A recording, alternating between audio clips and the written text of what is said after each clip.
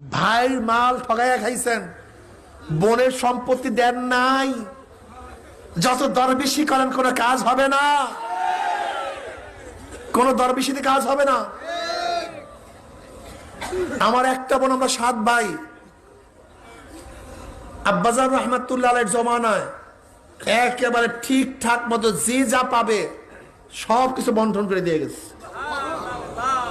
সব জায়গায় কোনো কিলুকাল নেই, ইশকাল নাই, একে বেশি একে কম। অনেকে মেয়েকে কম দেওয়ার চেষ্টা করে, কপাল পোড়া। তোমার নিজের জান্নাত তুমি নিজের হাতে করাত দিয়ে কাটিয়া ফেলাইছো।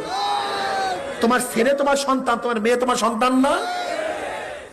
অধিকাংশ মানুষ মেয়েকে কম দেওয়ার ষড়যন্ত্র করে, অধিকাংশ মানুষ। তোমার জান্নাতের অবস্থা কেরাসিন। তুমি ওয়ারিসের মিরাজ কাটছো, আল্লাহ তোমার